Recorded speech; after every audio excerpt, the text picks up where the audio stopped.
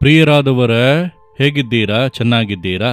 ಈ ದಿನ ಹೇಗಿದ್ದೀರಾ? ಸಂತೋಷವಾಗಿ ಇದ್ದೀರಾ?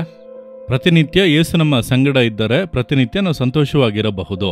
ಆತನು ನಿಮ್ಮೊಂದಿಗೆ ಇದ್ದಾನೆ ಎಂಬುದಾಗಿ ಶೋಧಿಸಿ ನೋಡಿರಿ. ನಾವು ಯಾವಾಗಲೂ ದೇವರೊಂದಿಗೆ ಇರಬೇಕು. ಅದಕ್ಕೆ ದೇವರೊಂದಿಗೆ ನಡೆಯುವಂಥ ಉನ್ನತವಾದಂಥ ಅನುಭವವನ್ನು ದೇವರು ನಮಗೆ ಕೊಟ್ಟು ನಡೆಸುತ್ತಾ ಇದ್ದಾರೆ. ಅದನ್ನು ಮರೆತು ಬಿಡಬಾರದು. ಸರಿ, ಈ ದಿನದಲ್ಲಿ ದೇವರು ನನಗೆ ಯಾವ ವಾಕ್ಯವನ್ನು ಇಟ್ಟಿದ್ದಾರೆ ಎಂಬುದಾಗಿ ಅಂದುಕೊಳ್ಳುತ್ತೀರಾ? ಕೀರ್ತನೆಗಳು 3ನೇ ಅಧ್ಯಾಯ 3ನೇ ವಾಕ್ಯವನ್ನು ನೋಡಿರೆ, ಯೆಹೋವನೇ, ನೀನು ನನ್ನನ್ನು ಕಾಯುವ ಗುರಾಣಿ, ನೀನು ನನ್ನ ಗೌರವಕ್ಕೆ ಆಧಾರನು, ನನ್ನ ತಲೆಯನ್ನು ಎತ್ತುವಂತೆ ಮಾಡುವವನು ಆಗಿದ್ದೆ. ದಾವೀದನು ಎಂಬಂತ ಒಬ್ಬ ಭಕ್ತನು ದೇವರನ್ನು ಹೊಗಳಿ ಹಾಡುವಾಗ ದೇವರು ತನಗೆ ಎಂಥವರಾಗಿ ಇದ್ದಾರೆ ಎಂಬುದನ್ನು ಅರಿಕೆ ಮಾಡುತ್ತಾ ಇದ್ದಾನೆ. ಹಾಗಾದರೆ ಯೇಸು ಕ್ರಿಸ್ತನು ನಿಮಗೆ ಎಂಥವನಾಗಿದ್ದಾನೆ?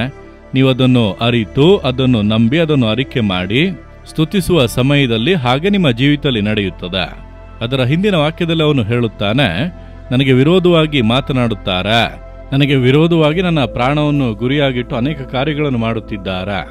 ದಾವೀದನ ಕೊರತೆ ಹೇಳುತ್ತಾರೆ, ತಪ್ಪೋರಿಸುತ್ತಾರೆ, ಪರಿಹಾಸ್ಯ ಮಾಡುತ್ತಾರೆ. ಆ ರೀತಿ ಒಂದು ಗುಂಪು ಜನರು ಇದ್ದೇ ಇರುತ್ತಾರೆ. ನಿಮಗೆ ವಿರೋಧವಾಗಿ ಕೂಡ ಮಾತನಾಡುತ್ತಾರಲ್ಲ, ಮನೆಯ ಒಳಗೆ ಹೊರಗೆ, ನೀವು ವಾಸಿಸುವಂತಹ ಸ್ಥಳದಲ್ಲಿ, ಕೆಲಸ ಮಾಡುವಲ್ಲಿ, ಸೇವೆ ಮಾಡುವಲ್ಲಿ ಅವರು ಇದ್ದೇ ಇರುತ್ತಾರೆ. ಯೇಸುವಿಗೆ ವಿರೋಧವಾಗಿ ಮಾತನಾಡಿದವರು ಇರಲಿಲ್ಲವಾ? ಇದ್ದರು. ಪೌಲನಿಗೆ ವಿರೋಧವಾಗಿ, ಎಲ್ಲರಿಗೂ ವಿರೋಧವಾಗಿ ಮಾತನಾಡುವವರು, ಪರಿಹಾಸ್ಯ ಮಾಡುವಂತ ಗುಂಪು ಎಲ್ಲ ಕಾಲದಲ್ಲಿ ಕೂಡ ಇದ್ದರು. ಅದೆಲ್ಲದರ ಕುರಿತು ಸೋತು ಹೋಗದೆ ಇಲ್ಲಿ ದಾವೀದನು ಹೇಳುತ್ತಾನೆ, ಆ ರೀತಿಯಾಗಿ ಇದ್ದರು. ನೀವೇ ನನ್ನ ಗುರಾಣಿ, ನನ್ನ ಗೌರವಕ್ಕೆ ಆಧಾರನು, ನನ್ನ ತಲೆಯನ್ನು ಮೇಲೆತ್ತುವವನು ಆಗಿದ್ದೆ. 3 ಕಾರ್ಯಗಳನ್ನು ಹೇಳುತ್ತಾನೆ. ಗುರಾಣಿ ಅನ್ನುವಾಗ ನಮ್ಮ ಸುರಕ್ಷತೆಗಾಗಿ ಕೊಡಲ್ಪಡುವಂತ ಒಂದು ಆಯುಧ. ರಣರಂಗದಲ್ಲಿ ಶತ್ರುಗಳು ನಮ್ಮನ್ನು ಆಕ್ರಮಿಸುವಾಗ ನಾವು ಅದರಿಂದ ಬಾಧಿಸಲ್ಪಡದಂತೆ ಗುರಾಣಿಯ ಮೂಲಕ, ನಂಬಿಕೆ ಎಂಬಂತ ಗುರಾಣಿ, ದೇವರು ನಮಗೆ ಗುರಾಣಿಯಾಗಿದ್ದಾರೆ. ಎಷ್ಟೇ ಜನ ನಮಗೆ ವಿರೋಧವಾಗಿ ಮಾತನಾಡಲಿ, ಹೇಳಲಿ, ಬರೆಯಲಿ, ಕೇಡುಗಳನ್ನು ಮಾಡಲಿ, ನಿಮ್ಮನ್ನು ಅದು ಬಾಧಿಸೋದು. ನಿಮಗೆ ಅದು ಯಾವ ಕೇಡನ್ನು ಮಾಡದು. ಯಾಕೆಂದರೆ ದೇವರು ನಿಮಗೆ ಗುರಾಣಿಯಾಗಿ ಇದ್ದಾರೆ. ನೀವು ಅದನ್ನು ನಂಬುತ್ತೀರಾ? ಹೌದು ದೇವರೇ, ಎಷ್ಟೇ ವಿರೋಧಗಳು ಬರಲಿ, ನೀವೇ ನನಗೆ ಗುರಾಣಿ, ನನ್ನನ್ನು ಕಾಪಾಡುತ್ತೀರಿ, ಸ್ತೋತ್ರ ಎಂದು ಹೇಳಿರಿ. ಎರಡನೆಯದಾಗಿ, ನಿಮ್ಮ ಗೌರವಕ್ಕೆ ಆಧಾರನು, ನಿಮ್ಮ ಕೀರ್ತಿ, ಘನತೆ. ದೇವರು ನಿಮ್ಮನ್ನು ಗೌರವದಲ್ಲಿ ಇಡುತ್ತೇನೆಂದು ಹೇಳುತ್ತಾರೆ. ಬಿಸ್ನೆಸ್ ಮಾಡುತ್ತಾ ಇದ್ದೀರಾ? ಬಿಸ್ನೆಸ್ನಲ್ಲಿ ನಿಮ್ಮನ್ನು ಗೌರವವಾಗಿ ಇಡುವರು. ಸೇವೆ ಮಾಡುತ್ತೀರಾ? ಸೇವೆಯಲ್ಲಿ ಗೌರವವಾಗಿ ಇಡುವರು. ಅಂದರೆ ದೇವರ ನಾಮವು ನಿಮ್ಮ ಮೂಲಕ ಮಹಿಮೆ ಹೊಂದುವಂತೆ, ಮಹಿಮೆಯು ಪ್ರಕಟವಾಗುವಂತೆ ದೇವರು ನಿಮ್ಮನ್ನು ಆಶೀರ್ವದಿಸಿ ಘನಪಡಿಸುವರು. ನೀವು ನಂಬಿರಿ, ನನ್ನನ್ನು ಗೌರವವಾಗಿ ನೀವು ಇಟ್ಟಿದ್ದೀರಿ, ನೀವು ನನಗೆ ಕೊಟ್ಟಿರುವಂತ ನಿಮ್ಮ ಗೌರವಕ್ಕಾಗಿ ಸ್ತೋತ್ರ ಎಂದು ಹೇಳಿರಿ. 3ನೇದಾಗಿ, ಮೇಲೆತ್ತುವವರು, ತಲೆಯನ್ನು ಮೇಲೆ ಎತ್ತುವವರು. ಅಂದರೆ ನಿಮ್ಮನ್ನು ಮೇಲಕ್ಕೆ ಎತ್ತುವಂತ ದೇವರು.